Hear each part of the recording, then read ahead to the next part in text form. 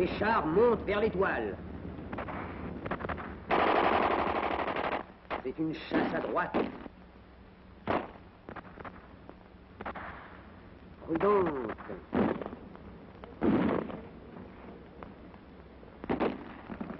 Où toutes les armes donnent de la voix. Celle qui gronde.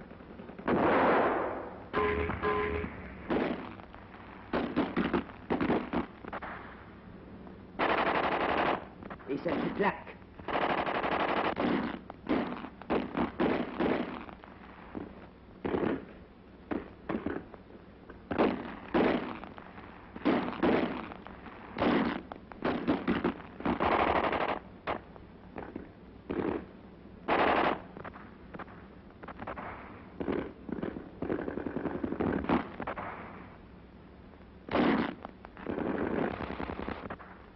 Un homme vert est sorti du Majestic. Un parlementaire. Les pourparlers sont courts puisqu'il ne s'agit que de soumission.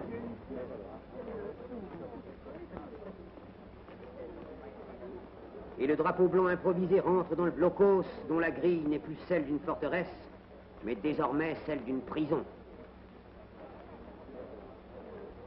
Et les hommes du Majestic sortent de cette officine d'où ils lançaient sur la France les mots d'ordre d'Hitler. Celui-ci, entre autres, nous ne capitulerons jamais.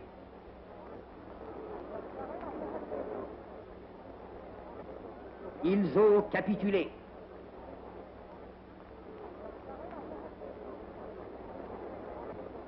Et bien d'autres avec eux. Dans tous les quartiers de Paris, les Allemands ont été pris. Hier par les FFI, aujourd'hui par les hommes du général Leclerc.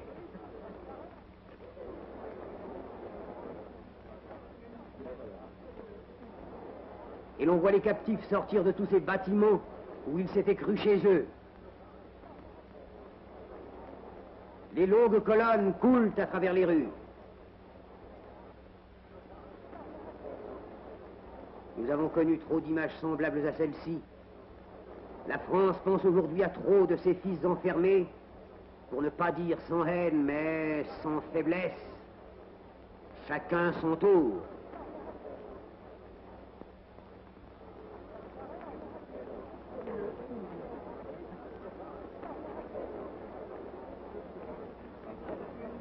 Ces hommes désarmés seront ce soir les seuls Allemands qui occuperont encore Paris.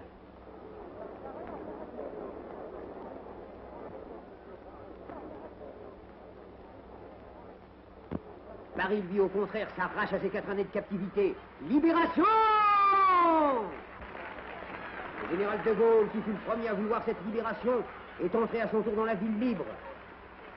Pour la première fois depuis 4 ans, un micro-français parle français. Hommes et femmes qui sommes ici chez nous, dans Paris, levés, debout, pour se libérer, et qui a su le faire de ses mains, non, nous ne dissimulerons pas cette émotion profonde et sacrée. Il y a là des minutes, nous le sentons tous, qui dépassent chacune de nos pauvres vies. Paris, Paris outragé, Paris brisé, Paris martyrisé, mais Paris libéré, libéré par lui-même, libéré par son peuple avec le concours des armées de la France, avec l'appui et le concours de la France tout entière, c'est-à-dire de la France qui se bat, c'est-à-dire de la seule France, de la vraie France, de la France éternelle.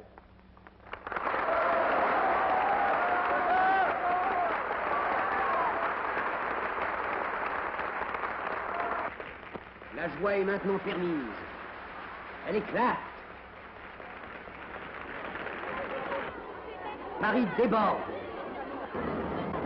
Les troupes alliées pénètrent en masse, innombrables, joyeuses, gorgées d'essence, bardées de fer.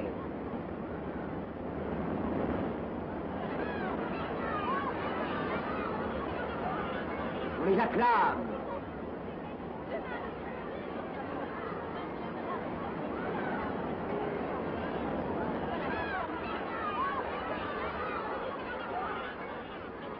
La ville bouillonne. On escalade les chars. On s'embrasse. Je suis très content d'en parler. L'Amérique répond comme elle peut.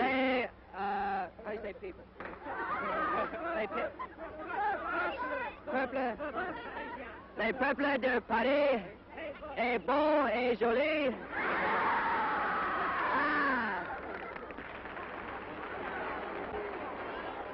Et les Parisiennes, en échange des cigarettes, donnent ce qu'elles ont, un peu de rouge à lèvres. Samedi 26 août, une semaine, jour pour jour, après que le peuple de Paris s'est dressé, après les jours de bataille et d'angoisse, c'est la journée du triomphe et de la certitude.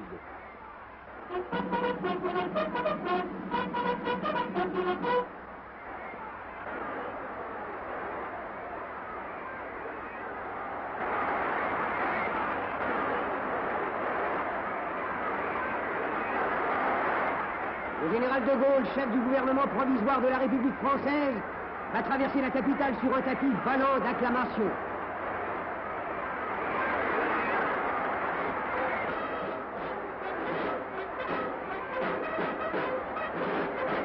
Précédé par les chars victorieux, entouré des généraux Leclerc, Koenig et Juin, il descend les Champs-Élysées à pied, sans face, mêlé à la troupe de ceux qui ont lutté avec lui, hors de France et en France.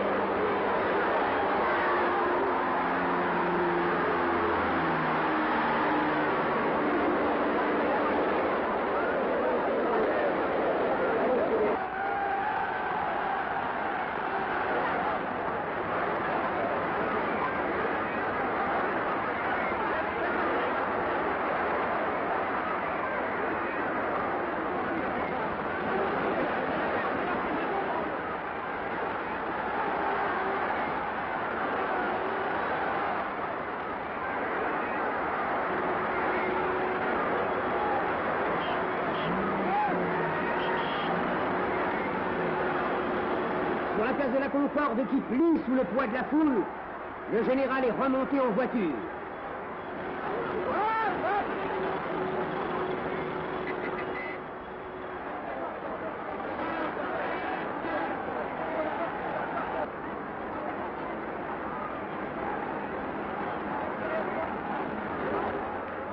Et le défilé s'engage dans la rue de Rivoli, où flottaient hier encore les étendards à croix gammées.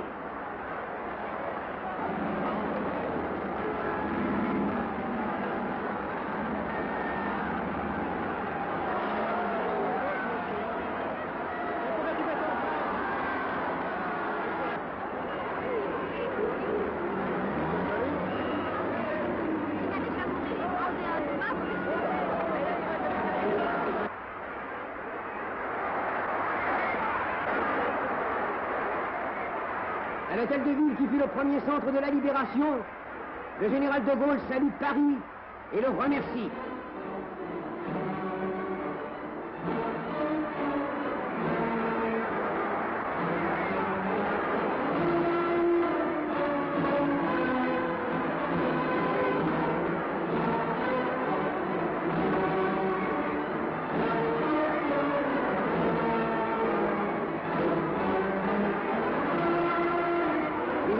Redouble.